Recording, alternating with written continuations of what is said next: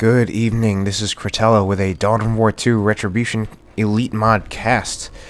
Tonight we have, on the blue side, this red and white Warlock from Sir Stevebud. He's also a caster and a very good player. On the other side we have Paranoid, I think short for Paranoid Cami. It says DOW2.net. He is a game replays moderator. He is also a very good player. I actually really like watching Paranoid because he plays the Force Commander, which is actually a very commonplace hero. Basically, you know, everybody knows what the Force Commander can do, what he's capable of, and how to deal with them. And a lot of people play him. To be honest, I get a lot of mileage out of the Sorcerer just because people don't know what he's capable of or how to deal with them. But, I mean, the Force Commander, everybody knows. But the thing is that Paranoid is he's a really dedicated Force Commander player. I've never seen him play anything else. And as a consequence, he's really fluent with Space Marine and the Force Commander. He knows his stuff. And consequently, it's just really interesting to see that the level of knowledge that he has with both the race and the commander. Anyway, over here, we do have Tax, bleeding models from Dire Avengers. Tax I'd say they hard counter Dire Avengers, especially vanilla Dire Avengers, while on the other hand, Howling Banshees, once they are in melee, will hard counter Tax.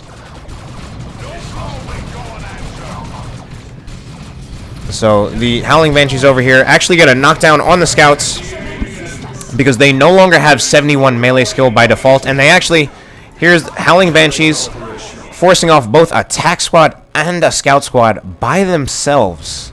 That's how good they are, and they're vanilla. They don't even have an upgrade. And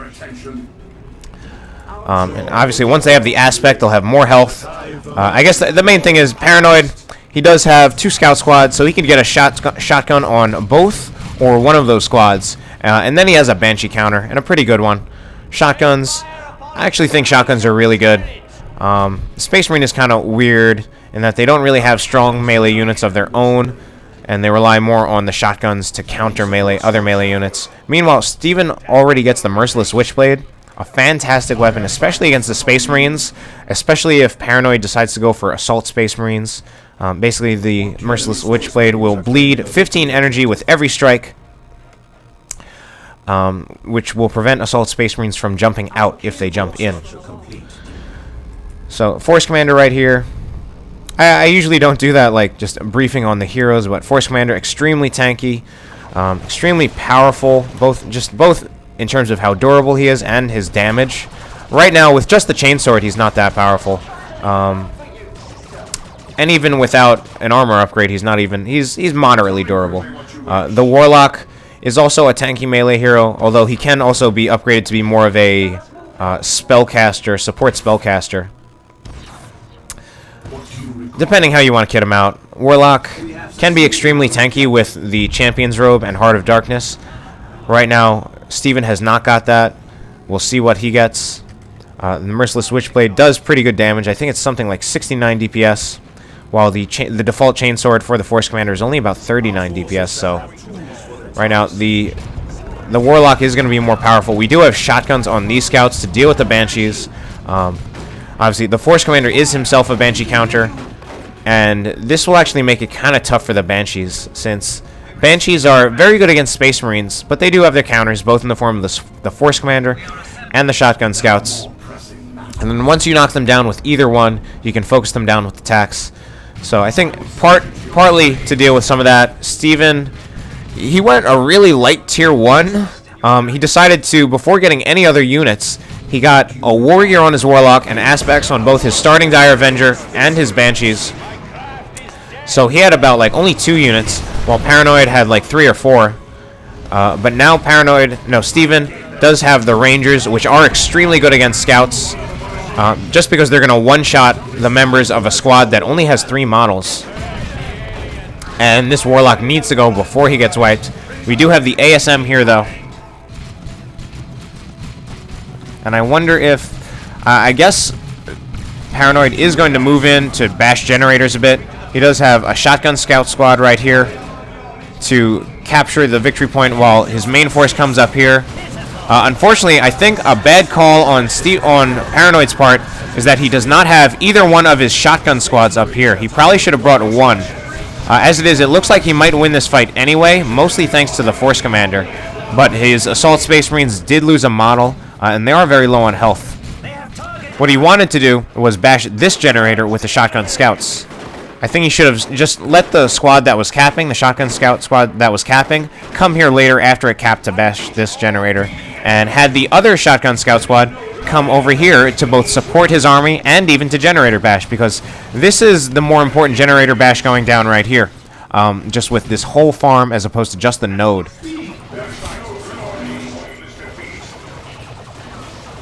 Looks like the Force Commander, I was going to say he would get one generator, but now he's getting knocked down.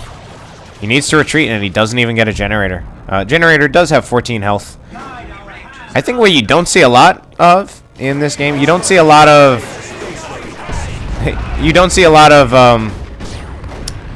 people repairing generators, which you could do that, but people don't do it. I guess they just want to keep their units on the field and fighting. And those shotgun scout squads right there, shotgun scouts are pretty good, especially two of them, and especially if you get a sergeant upgrade, just because it's another shotgun.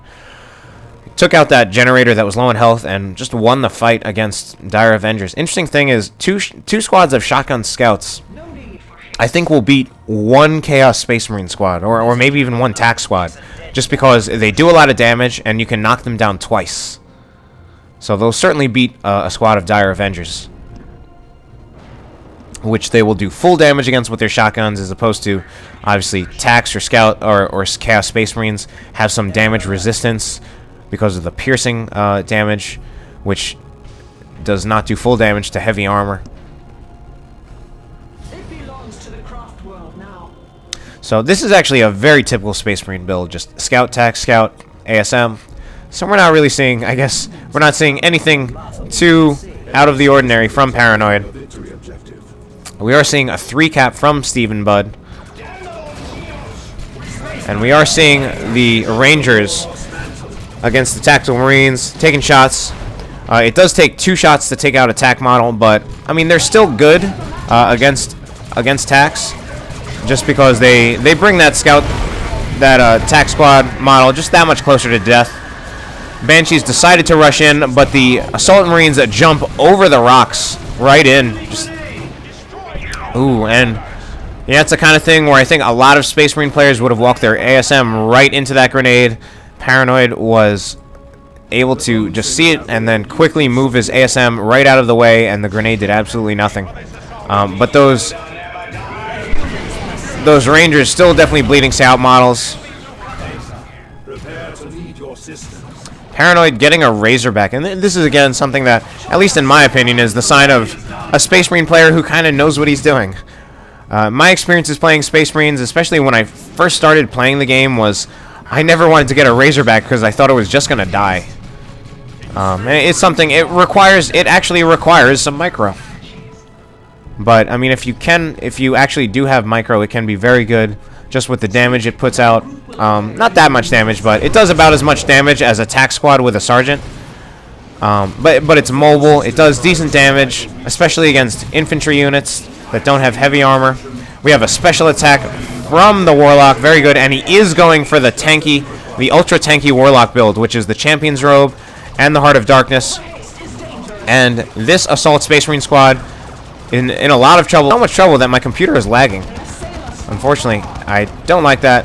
And are they going to get it? Wow. So that was definitely swift movement from Stevebud. That's just how powerful the Warlock and Banshees can be. That Scout squad, I mean that ASM squad, still had about 200 health left when he was retreating. And then they even almost threatened that Razorback. We are under fire from their transport. And then this is part of what the Razorback is really good at, because right here, there's not much. Basically, Steven just had to retreat those Dire Avengers, or he was just going to take losses. And we do have a confused question mark from Paranoid. Steven says swift movement. I saw it. I recognized it. I mean, he chased them all the way from over here, all the way to down here, and got that wipe. It was pretty ridiculous. And taking out such an important squad like ASM. I feel like ASM are kind of what I like to call impact squads. They're a squad that really is a squad that often decides engagements. How you use them will often decide an engagement. You jump on the right thing, you win that engagement, basically. Evolve or die. I choose to evolve. Warp spiders, also a potential engagement changer. Also like an impact unit, just as mostly more because of the haywire grenades, I'd say. Just because that will stop a vehicle dead in its tracks. But I guess, and when I get a Razorback, I always get the extra armor because it's like I'm like, oh, I need that extra survivability, or I'm just gonna lose it. Paranoid doesn't even have that extra armor. Instead, he's already got a dreadnought out because he didn't buy extra armor.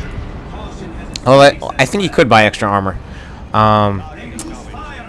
And you know, if Paranoid only had the Razorback, I would say that even if Paranoid only had the Razorback, the Shotgun Scout Squad support is a lot of protection for the Razorback that could protect the Razorback even if it gets haywired. But now with both the Dreadnought and the Razorback, now that the Razorback is getting that extra armor, Steven is in a lot of trouble just in terms of his ability to deal with that AV. And Steven is going to lose his Warlock here, I think, unless, yeah, he retreats it out, so he can even tank that much range damage. He was trying to use the Champion's Robe there to just tank all that damage, but it wasn't enough from 2 Shotgun Scout Squads and a Razorback. Warp Spiders. Warp Spiders are also good for dealing with the Force Commander just because they have such good range damage that they're good for focusing down the Force Commander, especially since they can teleport away. We do have a Bright Lance now. We do have the... Wow, the Haywire actually goes down on the Dreadnought. I thought he was going to put it down on the Razorback since that would be the easier kill. And the... Oh, and the... Alright. So we do have the Howling Banshees in here. Bright Lance trying to get more in range, but unfortunately, or perhaps Steven decided to target the Tactical Marines with his Banshees instead of the Dreadnought. I thought he was going to target the Dreadnought because he did haywire it. But I mean, even if you don't use the haywire to kill a vehicle, it's just good because it disables the weapons. So that basically puts it out of the engagement for 15 seconds. And you can focus on what you want without fear of the vehicle doing anything. Howling Banshee's in trouble. Did lose quite a few models. Even one went down from the flamer of the Dreadnought. But it does get upgraded to have that Exarch. I think it already had an Exarch and then I lost one. And now the Warlock unfortunately goes down. The Warlock, very tanky, but I don't like this use of him by Stevebud where he's just trying to use that shield to tank damage while he caps. Don't use the Warlock as a capping unit. Use your Dire Avengers as a capping unit. Have the Warlock... have the Warlock fight the Force Commander. Especially right now with the current build, the Warlock should actually beat the Force Commander. The Force Commander does not have a weapon. He only has the armor of Alacrity.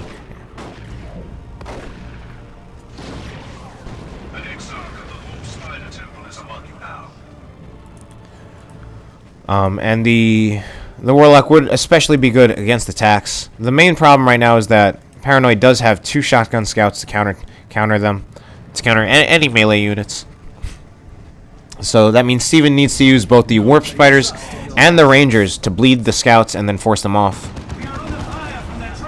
And this Razorback is actually being quite a pain in the ass.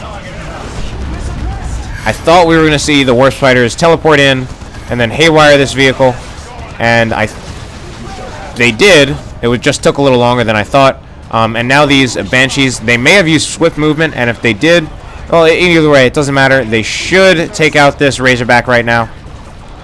Yeah, that's it. So we are seeing some good use of swift movement from Stevebud. Less than good use of the Warlock. Hopefully he'll improve that. We do have Dire Avengers right here, shooting up some Scouts. So Paranoid does still have that Dreadnought, which is still a very fearsome vehicle in its own right. We do also have a Sergeant for the Tactical Marines, which are at level 2. I wonder if since they are at level 2, that is quite an awesome helmet on the Sergeant. Since they are at level 2, I wonder if we're going to see Paranoid get Stern Guard. It might, just those damage over time bolts are so good. The Hellfire bolts are so good that it might actually be worth it to get them anyway, even with the fact that these attacks are leveled. But I mean, on the other hand, they are at level 2 already, and they're almost at level 3. And we already have Assault Terminators from Paranoid. I did not even realize he was in Tier 3. More cautiously now. And right now, Steve does not really have... He does not really have counters for the Terminators, unfortunately.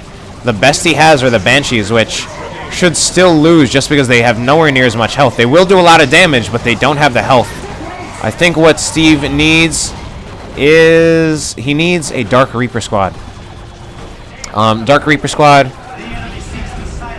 Whoa! And we had a grenade there, just instantly wiped that that Brightlands team, which is a really bad loss for Steven. Steven is winning on the victory points, but that was a huge blow and could be a game changer. Just because now he has very weak AV, and the Brightlands also would have been good against the Terminators. So I don't even know. It seemed, and now unfortunately, Steven is using his Warlock as a capping unit again. Again, this is not the best use of the Warlock, especially just to capture a requisition point. And now Paranoid is using his scouts to capture points. That's what they're supposed to do. I don't know what Steve just spent his money on. Maybe just reinforcing squads.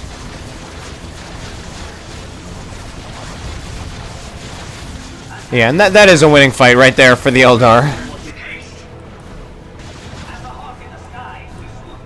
So what will Steven get next? Again, Dark Reapers right now, they do plasma damage, I believe. They're certainly some kind of anti-heavy infantry. If they did Inferno damage, they would be really good.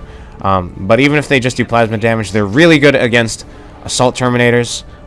Basically, Eldar is no longer that weak against super heavy infantry because of Dark Reapers, which do a ton of damage. They're certainly fragile, but they also have really long range, so you can keep them in the back. Although, I guess part of the problem is right now, Steven needs either something to help him deal with the Assault Terminators or something to help him deal with the Dreadnought. And the Dreadnought actually has Dark Age of technology. Increases its health by 300, makes it really tanky, and it's getting repaired. Double repair.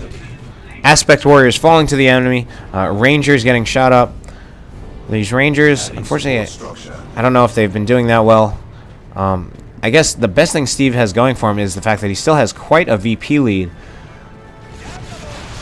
But he does need to get some kind of new unit out on the field. And he almost wipes that scout squad, but they get out of there in time. And the Emperor's Fist goes down from that from that Dreadnought before it can actually before its weapons get disabled. Yeah. And I mean, he used the Haywire so that the Dreadnought would not be able to fight, and then he could just have the Howling Banshees do damage to the Assault Terminators, which are now only at half health. This Warlock needs to get the hell out of there. He is in a lot of trouble right now. What he should have done, luckily he gets out of there alive, but what he really should have done was activate the shield and then manually run out of there, and then retreat once he was out of range for getting hit by those units. We do have some knockback going down right there, I think, from the Rangers, which are not being reinforced. Warp Spider's not even being reinforced. I don't know what Steven is saving up for, considering he's got quite a requisition float of about almost 800 and then power at almost 100. He could get 2 Dark Reaper squads, or he could get a Dark Reaper squad and a Bright Lance. He instead goes for a Falcon, which is a choice that I do not agree with. I think he should have gotten exactly what I just said, which was a Bright Lance and a Dark Reaper squad. Would have helped him. The Dark Reaper squad would have helped him with the Terminators, while the Bright Lance would have helped him with the Dreadnought. So I don't really agree with the Falcon, and this especially now means after he gets this Falcon, he won't have enough to get either of those squads, because he just won't have the power income. So I think, I mean, at least from my perspective, it seems like this could actually be game for to be honest, this could be game for Stevebud.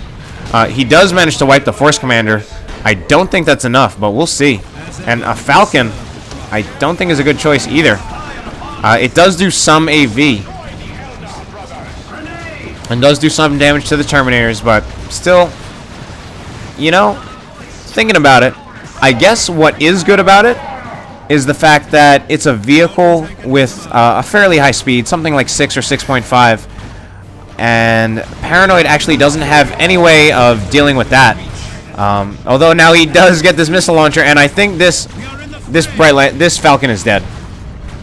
Unfortunately, poor micromanagement. It will go down, guaranteed. And he path blocks it with his own Banshees. Oh, all right. So that that Falcon. I was about to explain why it could have been a decent purchase, but it ended up being even worse than I thought it would be. Basically, if he had microed it well, he could have used it to kite both the Terminators and the Dreadnought and steadily do damage to both while not really getting hit by anything. Unfortunately, Tactical Marines got a missile launcher, and then unfortunately he didn't micro it out of there in time. So this is a game that's definitely now looking in favor of Paranoid. Now Steven is finally getting that Dark Reaper squad, which I feel like he should have gotten a long time ago. Warp Spiders, as much damage as they do, are not good against Terminators at all, just because the super heavy infantry armor has a big resistance to piercing damage, which is what the Warp Spiders do. But you know, now I think Paranoid is actually overextending his units. He needs to teleport those Terminators out of there before they lose too many models or even the entire squad. And I don't know what happened here. I don't know why I'm guessing he teleported them in because he should have teleported them out. That's really sad. Now even the Dreadnought is in trouble. Wow, but Paranoid does manage to get the Banshee squad. And we have while we have this fighting over here, we have a lot of mini fights going on around over here between the Warlock and the Shotgun Scouts. And Paranoid is actually going to press his advantage with the Dreadnought. Fortunately, he overextended before, and he lost the Terminators. I feel like he really shouldn't have done that. Paranoid says he found a bug. I wonder what it is. Haywire affected Termies. That's okay, that's what he says. I wonder how. I don't know exactly. I guess it prevented them from doing anything.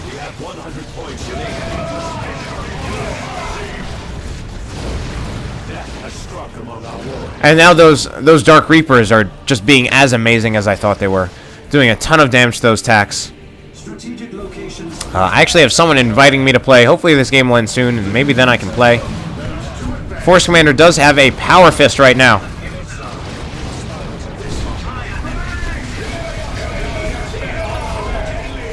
Do have, and those Haywires. A lot of Haywires have gone down here. The Warlock is in a bit of trouble unless he can. Well, oh, but he gets a special attack, and I think the Force Commander might go down. The Warlock, what he needs though, is to get that Heart of Darkness going. Hopefully, it happens. Otherwise, he might get wiped by this Dreadnought. And unfortunately, at this point, it does look like the game is going to go in Paranoid's favor, just because of the VPs. He did manage to hold the advantage long enough to get a VP lead, and there is no way that Stevebud is going to get victory points in time. And that is the game for Paranoid. Hope you enjoyed it. Have a good night.